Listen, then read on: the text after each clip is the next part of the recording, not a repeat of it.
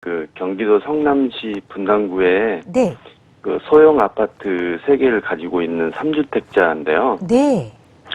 그 모두 임대사업자 등록은 돼 있는데 네. 그 3개 중에 하나가 그 단기 임대사업자로 돼 있어서 네. 내년 3월에 그 이제 만기가 돼요. 아. 그래서 이게 만기가 되면은 네. 이제 뭐 장기적으로 뭐 리모델링이나 재건축을 보고 계속 가져가는 게 맞는지 아니면 네. 그냥 매도를 하는 게 맞는지 궁금해서 네. 전화드렸습니다. 알겠습니다. 임대사업자로 등록된 3개 중에 하나가 이제 만료를 앞두고 고민을 하고 계시는데 분당에 어떤 아파트가 만료 앞둔 아파트인지 좀 여쭤봐도 괜찮을까요? 네, 그 정자동에 있는 그 한솔주공 4단지입니다. 네, 알겠습니다.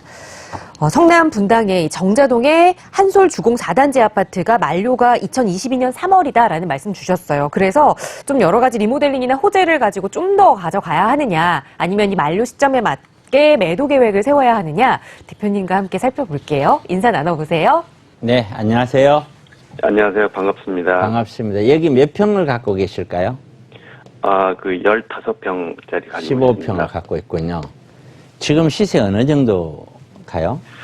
뭐 그냥 호가로 한 7억대가 이렇게 가끔씩 나오더라고요. 네.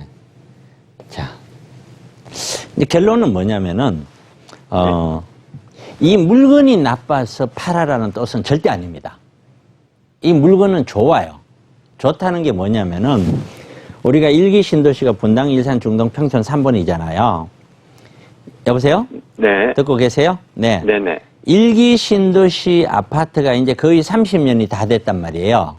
네. 30년이 되었으면 우리가 상식적으로 생각했을 때, 이제 재건축할 수 있는 연한이 거의 채워졌잖아요. 네. 하지만 재건축을 할 수 있는 아파트는 극히 한정이 돼 있어요. 왜냐면은 종전에 이미 지을 때 용적률을 거의 다 찾아먹었어요. 네. 거의 다 찾아먹었기 때문에 재건축을 하기가 어렵다는 거예요.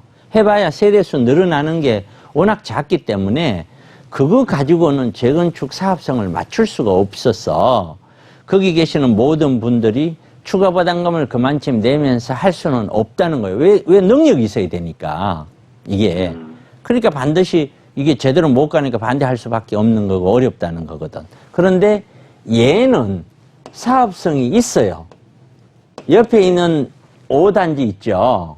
네네네. 5단지는 리모델링 하잖아요. 네네, 맞습니다. 리모델링 하는 거는 왜 리모델링을 하냐면은 재건축을 했을 때 사업성이 안 나오니까 리모델링 하는 거예요. 재건축 해갖고 사업성 나오면 리모델링 할 이유가 없잖아. 그렇죠? 네. 그런데 얘는 사업성이 나와요. 5단지보다 더 좋다고요. 네. 그런데 문제가 뭐냐면은 이렇게 갖고 있으면 재건축도 되고 언젠가 여기에 뭐 아파트 30평 되든 40평 되든 받고 싶은 거 받을 수도 있고 거기까지는 다 맞아. 다 맞는데 문제는 이렇게 보면 돼요. 이거를 만약에 붙잡고 있다. 그럼 얘가 재건축이 되었다. 그러면 네. 여기에 신축이 되었다. 이제 가정을 합시다. 네. 신축 15평이 되었어. 여기에. 그럼 얼마 할 거냐 이거예요.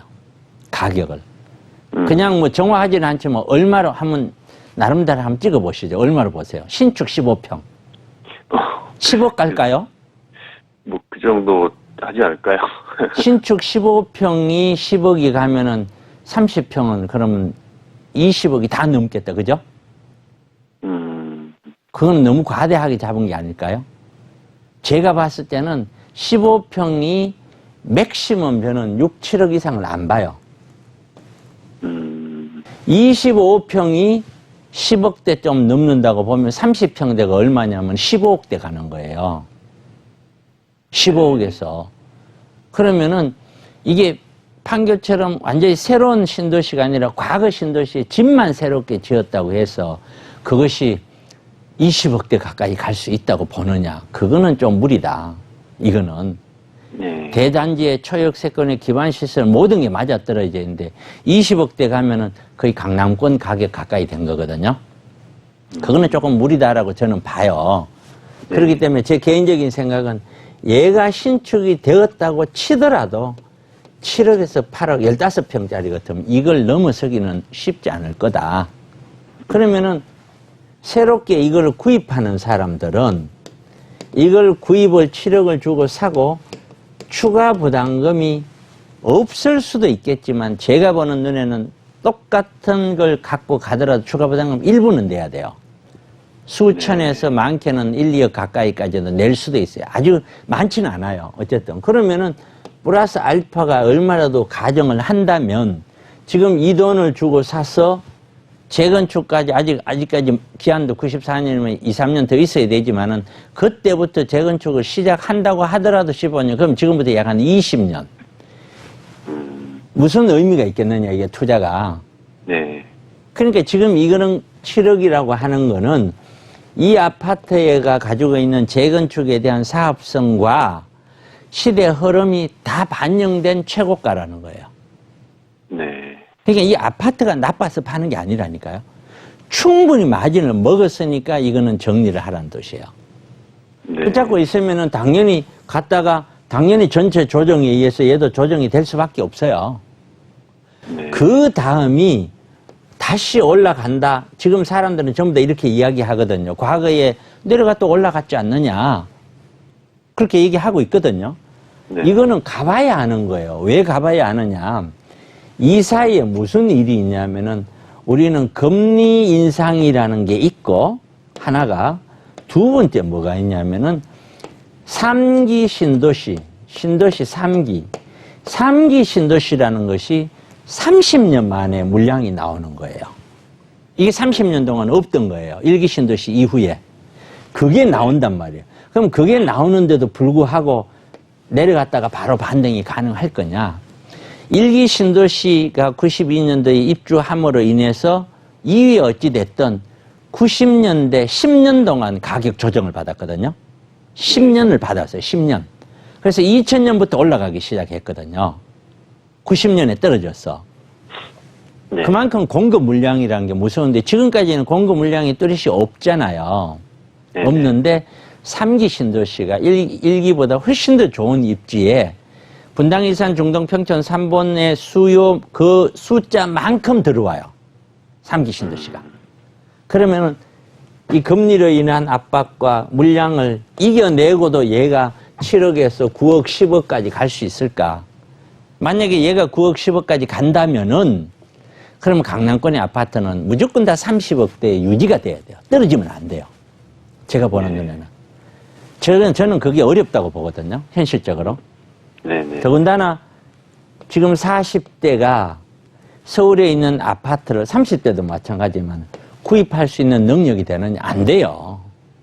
솔직히 10년 동안 노력해도 안 되고 20년 동안 노력해도 될지 말지 해요. 한 달에 300, 400 저축해봐야 10년 해야 3, 4억이고 20년 해야 6, 7억이에요. 이게 네. 결코 쉽지 않아요.